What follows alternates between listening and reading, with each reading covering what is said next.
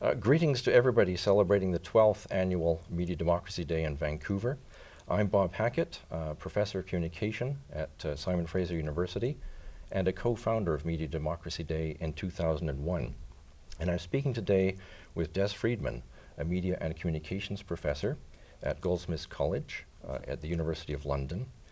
Des, the motto of Media Democracy Day has been know the media, be the media, change the media, which means that people come together to celebrate and advocate for media education, for independent and alternative media, and for democratic reform of media policies. The media policies by governments that help shape the structure and content of media, as well as our relationship to media. Everything from how much we pay for internet access or our cell phone, to whose stories and views get accessed in broadcasting.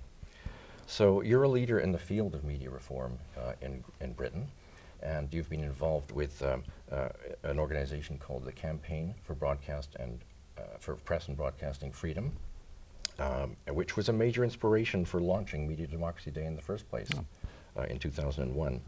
And more recently, you've helped to form the Coordinating Committee for Media Reform here in Britain. So I want to start by asking you to give me a brief background on those two organizations. Sure. Well, first of all, I'd like to wish everybody the best of luck for Media Democracy Day and for all the campaigns that you are all involved in. You have a big job ahead of you, and I hope that there's lots of good news that you can then pass back to us in the UK. We have a big job as well. But I've been involved with these two campaigns. One, the Campaign for Press and Broadcasting Freedom, has been established for over 30 years, since 1979, as the main vehicle for proposing and campaigning for issues of media reform, against concentration of ownership, for much more democratic forms of financing and structuring the press to ensure a diversity of voices. The campaign has long argued for a right of reply in the media, has long argued for ownership caps to make sure that there isn't a concentration of power that stops smaller, more marginal voices from emerging. And it's worked with the labour unions, it's worked inside with academics, it's worked with activist media, and it has a long history of trying ultimately to galvanise media reform as an issue that is central for democracy.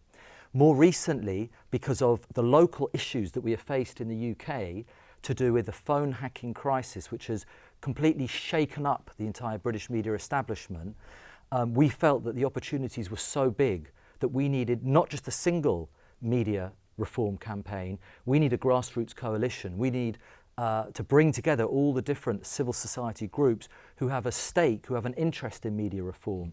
And that's why we've started the Coordinating Committee. That sounds too boring. What we are is the Media Reform Coalition, bringing together some 20 groups, including the Campaign for Press and Broadcasting Freedom, but a whole range of other groups working in areas of democracy, free speech, equal rights, and so on. So we've been going for 15 months.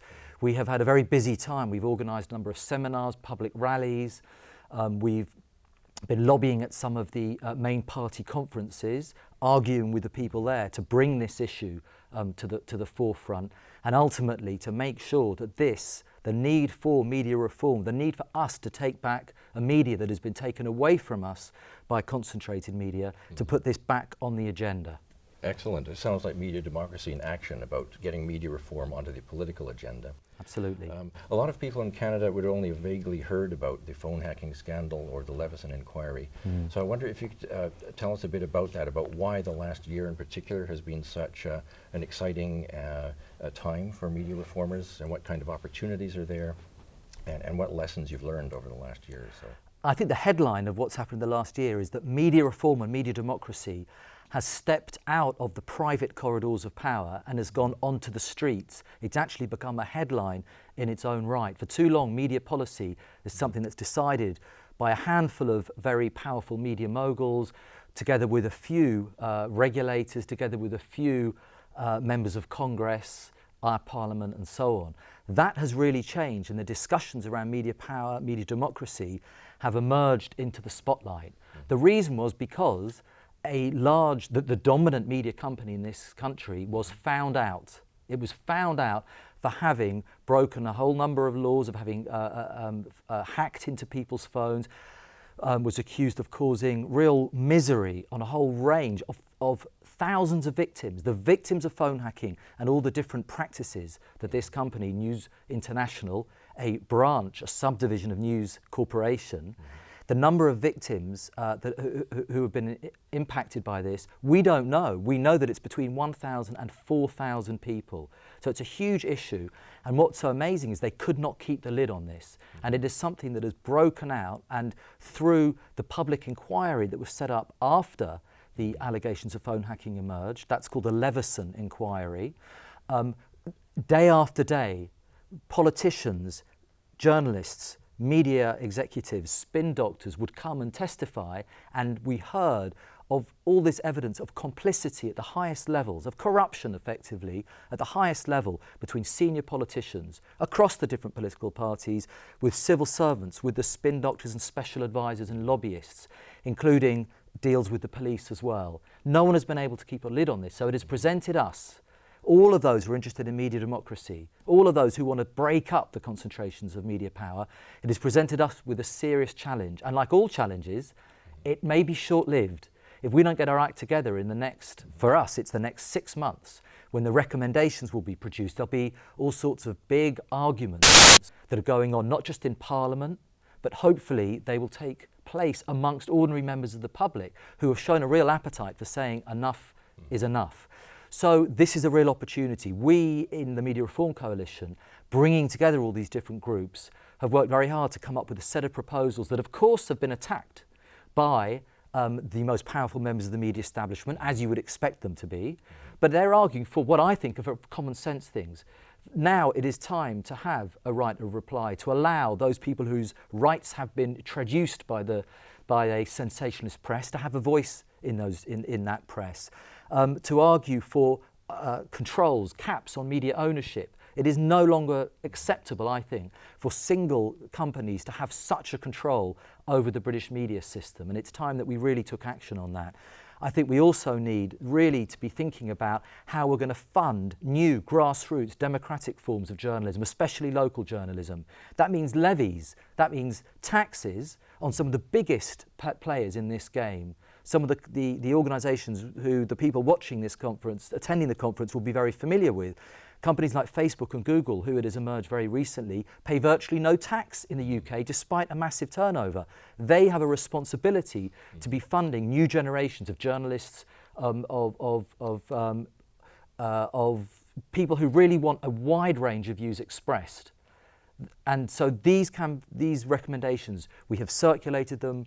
We need more rallies. We're taking them out to individual MPs. We've tried to organise a range of local meetings because we think that local media is key. The crisis in journalism in Britain, like it is in the US, there is a crisis of local journalism, not because people don't want a local media, it's because the market system is not delivering them one that works. So now is the time to use social media, to use new technologies, and to use the fact that the system is in crisis to say this is what we need, this is what the public needs, and here are our demands. If you have a better alternative, fine, let's hear it. But all we've heard so far is more of the same, and we say that's not enough. So the lessons for me over the last year is, number one, it's tough. It is very tough because you're against people who are incredibly powerful and are in entrenched positions of power. And secondly, it's very easy to accept your fate, to be resigned that we have an unfair media system because we have an unfair social system. Well, I say that's pessimism doesn't do it for me. We may lose, but if we do lose, we're going to lose fighting. And I'm not sure what's going to happen. No one has an answer that has been accepted by everybody to the crisis in media. So now is the window is open. Now is the time.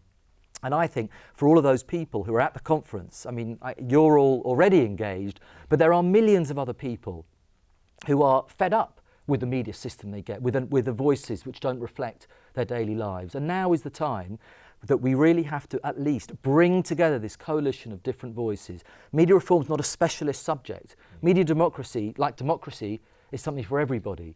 So the real lesson for me is when you have that opportunity, you go in, you have imagination, you have creativity, you have optimism, and you fight like hell because you know that the people who want to keep things as they are will fight like hell as well.